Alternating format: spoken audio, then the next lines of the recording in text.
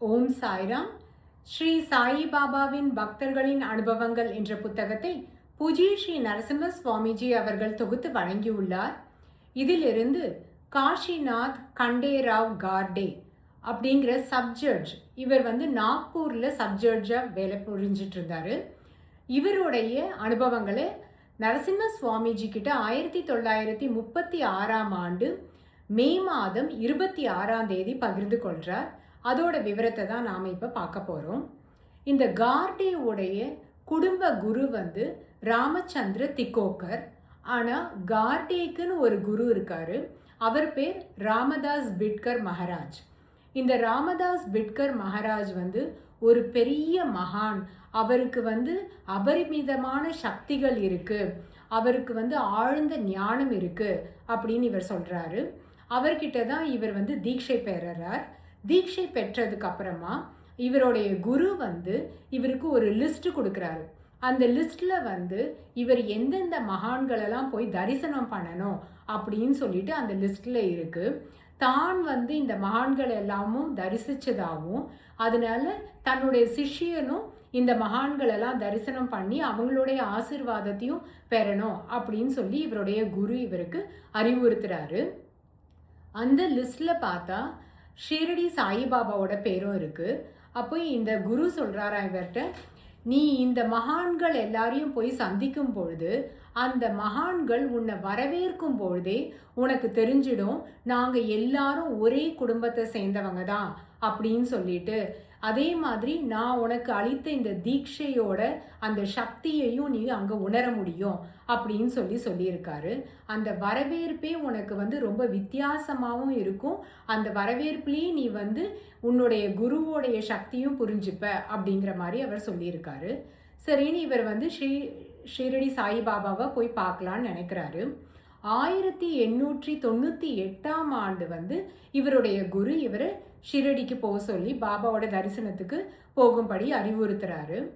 அவருடைய குரு அதுலேருந்து 25 வருஷத்துக்கு முன்னாடி, அதாவது 1873 பாபாவை பார்த்ததை அவர் சொல்கிறாரு. ஆனால் இவர் 1912 மே மாதம் கோர்ட் விடுமுறை அப்போ தான் ஷிரடிக்கு இவர் முதன்முறையாக வராரு. அப்போ தான் பாபாவோட தரிசனத்துக்கு வராரு. பாபாவோட தரிசனத்துக்கு வந்த உடனேயே பாபா இவரை பார்த்து ரொம்ப சந்தோஷமா ராமதாஸ் வா அப்படின்னு சொல்லி இவரை வரவேற்றாராம். இவருடைய பெயர் ராமதாஸ் இல்லை, இவருடைய பேர் கார்டே தான். ஆனால் இவர் யார் சொல்லி இங்கே வந்திருக்காருன்றது பாபா அங்கே அறிவுறுத்திட்டாரு. இவருடைய குரு ஆனால் ராமதாஸ் பிட்கர் மகாராஜ் சொல்லி தானே இவர் இங்கே வந்திருக்காரு. அது மட்டும் இல்லாமல் இவங்களுடைய குலகுரு ராமச்சந்திர திக்கோக்கர். இது எல்லாம் தனக்கு தெரியுங்கிறத தான் பாபா அங்கே காண்பிச்சார் அப்படின்னு சொல்கிறாரு. பாபாவை தரிசனம் பண்ண போன இடத்துல இவருடைய காலேஜ் மேட் அங்கே பாலா பாட்டே, அவர் பாபா கிட்ட தரிசனத்தில் அங்கேயே பாபா கிட்டேயே தன்னை அர்ப்பணம் பண்ணிட்டு, தன்னுடைய வாழ்க்கையை பாபாவோட பாதத்தில் அர்ப்பணம் பண்ணிட்டு அங்கே பாபாவுக்கு சேவை புரிஞ்சிட்ருக்கதை இவர் பார்க்குறாரு. இவர் பாபாவை தரிசனம் பண்ணதுக்கப்புறம் கிளம்பலாம் அப்படின்னு நினைக்கும் பொழுது பாபா இன்னும் 1 நாள் இரு, 2 நாள் இரு அப்படின்னு சொல்லி கிட்டத்தட்ட 6-7 நாட்களுக்கு மேலே இவர் அங்கேயே தங்குற மாதிரி இருக்குது. இவர்கிட்ட திரும்பி போகிறதுக்கு செலவுக்கு 6-7 ரூபாய் தான் இவர் கையில் வச்சிட்டு இருந்திருக்காரு. அப்போது பாபா முதல் நாள் இவர்கிட்ட 2 ரூபாய் தட்சணை கேட்டிருக்காரு, இவரும் கொடுத்தாரு. அப்புறம் மற்ற 4 நாட்களும் ஒவ்வொரு நாளும் 1 ரூபாய் தட்சணை கேட்டிருக்காரு பாபா, அதெல்லாம் கொடுத்துட்டாரு. கடைசியில் இவர்கிட்ட 3 அண்ணாக்களும் ஒரு 6 பைசா சில்லறை மாதிரி இவ்வளோதான் இவரோட பாக்கெட்டில் இருந்திருக்கு. அப்போ கடைசி நாள் பாபா சொன்னாராம், அந்த 3 அண்ணாக்களும் அப்புறம் அந்த 6 பைசா சில்லறை இருக்குல்ல, அதை மட்டும் பாக்கெட்டில் வச்சு என்ன பண்ண போகிற, அதையும் தட்சணையாக கொடுத்துடு அப்படின்னு சொல்லி அதையும் பாபா தட்சணையாக வாங்கிக்கிட்டு உனக்கு கடவுள் தேவையானதை கொடுப்பார் அப்படின்னு சொல்லி ஆசீர்வாதம் பண்ணாராம். இவரும் மனசில் எந்த ஒரு தயக்கமோ கலக்கமோ இல்லாமல் பாபா கேட்கும் பொழுது இவர் என்ன பைசா பாபா இவர்கிட்ட தட்சணை கேட்டாரோ அதை உடனே இவர் எடுத்து கொடுத்துட்டேன் அப்படின்னு சொல்கிறாரு. இவர் ஷீரடிக்கு போகிறாரு இல்லையா, ஷீரடிக்கு இவர் பூனாலேருந்து தான் கிளம்பி போகிறாரு. போகிறதுக்கு முன்னாடி அங்கே ரே மார்க்கெட்டுன்னு ஒன்று இருக்குது. அந்த மார்க்கெட்டில் போயிட்டு பாபாவுக்காக நல்ல உயர்ந்த ரக மாம்பழங்களை வாங்கணும் அப்படின்னு சொல்லிட்டு நல்ல மாம்பழங்கள் கிடைக்குது. அந்த மாம்பழங்களை வாங்கிட்டு இவர் போகிறாரு. போயிட்டு பாபாவை பார்த்த உடனே பாபாவுக்கு அதை அர்ப்பணம் பண்ணுறாரு.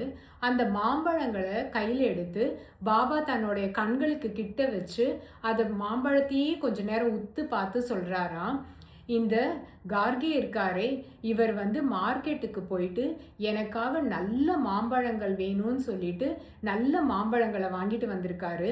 இதை கொஞ்சம் கூட அவர் டேஸ்ட் பார்க்கல, இல்லை அதை ருசிச்சு பார்க்கணுன்ற எந்த எண்ணமும் அவருக்கு இல்லை. அப்படியே எனக்கு கொண்டு அர்ப்பணம் பண்ணிட்டாரு. ஆனால் அந்த பண்டிட் இருக்காரே அவர் பண்ணதுக்கு இது அப்படியே நேர்மாறாக இருக்குது.